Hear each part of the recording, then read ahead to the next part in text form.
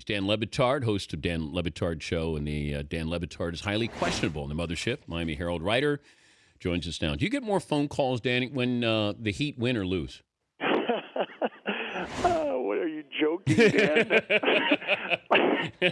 for 4 years, what's funny about when they lose? I'm talking about for 4 years, like the strange numbers that appear on my phone that start with 8s and 011s and like Turkey and Istanbul, and then when they win, I go to my phone after hours and it's 0 missed calls.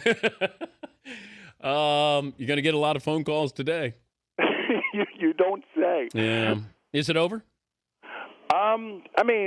I would think so. Whenever I guess people would look at this and say if there's any team that could come back from this, it's the Miami Heat. And it wasn't but 2 games or 5 days ago that you saw that they could win in San Antonio. But what I do think is funny, given that history numbers all work against the Miami Heat, Dan, is if they somehow manage to win Game 5 in San Antonio, everybody in America is going to be scared that they're going to win that series. But the last two games have just been a disaster. And the Spurs, it's disappointing to me that in yelling and laughing at the Miami Heat, people aren't sort of celebrating that, hey, man, shooting close to 60% in 3 games against this Heat team, that's really good. And Tim Duncan, 15 years between championships, that's really special.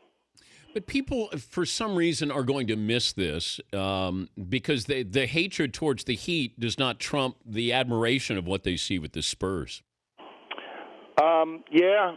They're going to miss, Dan, what's amazing about the Spurs. And we can all acknowledge what beautiful basketball it is, but it's just easier in this climate to be negative about Dwayne Wade is spent and LeBron James needs help, and it's just easier to do than to celebrate an amazing organization doing something this year. I mean, get out of here, close to 60% shooting in 3 games against this team, Dan.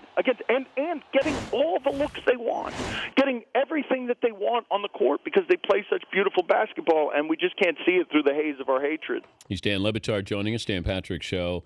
If it ends like this, what does it mean for the Miami Heat?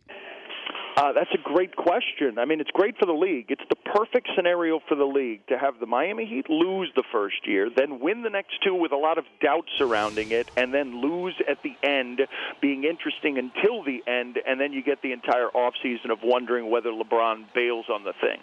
The league could not have drawn this up any better. Having them lose at the end the first year so that there was always hope, laughter, it wasn't easy, and then having them win it in a way that was hard, and then having it end this way. I'm telling you, if I'd asked Adam Silver, how do you want this to play out, I think that this is what he would have drawn up.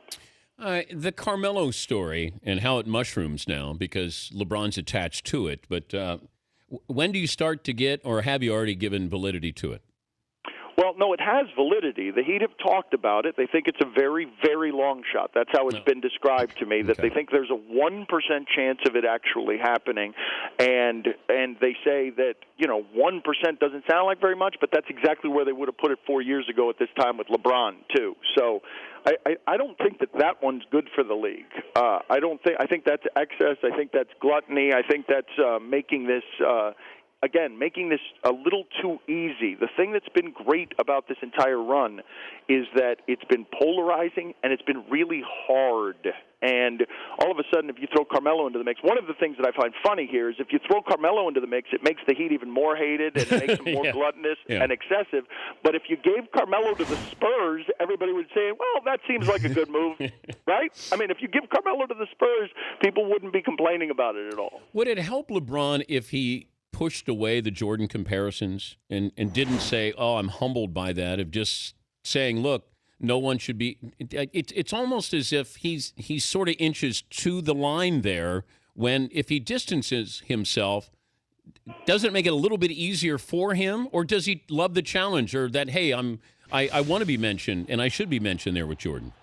I don't think we like him enough, Dan, that it matters much whatever he says. I've found amazing during this postseason run after he got the cramps, and I realized that he had bought himself less with 2 championships than anyone ever has. I said to myself, he's not playing against contemporaries here. He's playing against ghosts. Yeah. Tony Parker leaves Game 6 against the Thunder. Nobody says he's weak, and he's French. Kevin Durant loses the or wins the MVP, gets knocked out of the playoffs, doesn't get as much heat as LeBron does for Game 1. Dwayne Wade folds up in Game 1 at the end. 2 points, the closer, the three-time champion. Nobody cares. It's all about the cramps. Tim Duncan's great. We don't care. It's all about LeBron. He's playing against that ghost who was 6-0 in the finals. And I remind you, by the way, Dan, we did this to Jordan.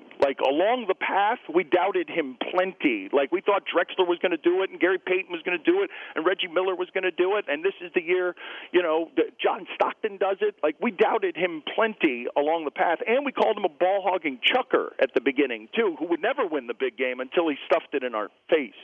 Sports media now, sports media 20 years ago. What do you prefer? Oh, that's such a hard question because there's so many people at the trough right now, Dan, that it makes the top 10% better than it's ever been and the bottom 10% worse than it's ever been. There's just so many people eating right now, and you could be discerning and just go and focus on the top 10% because it's really good at the top 10%. And then the bottom 10% is cruel and nasty and bad and unfair and makes me want to shower. But you have Jordan, if he'd have been covered this way, with everything off the court that LeBron is subjected to. And LeBron off the court, let's face it, pretty boring. But how would Jordan have fared in today's social media? Well, LeBron off the court in this climate, we could say boring, but we can also say pretty honorable, pretty amazing that he's gone from child star to never having any real bad public moments coming from a household where he was taking care of his mother. But Michael Jordan lived in a better time, an easier time. I remember people were complaining, how could Tiger Woods be so sloppy with his indiscretions off the golf course? And to my way of thinking, the rules on him literally changed while his pants were coming down. He got caught with his pants down because the rules changed in the way we covered people when it came to Tiger Woods. We didn't cover Michael Jordan that way. So it was easier to be a myth, to be the perfect, pure thing during his time. But give it up to Jeter, man. Give it up to Jeter because he has managed it even in both ages. Derek Jeter has managed to avoid some of the potholes. I'll call you after the next Heat loss. Oh, I know you will. We've got two things happening. I get all these calls after the Heat loss, and in Bristol, I imagine Skip Bayless sprinting to the studio at midnight and sitting in the chair to laugh at the Heat. Thank you, Dan. See you, buddy. Dan Le Batard.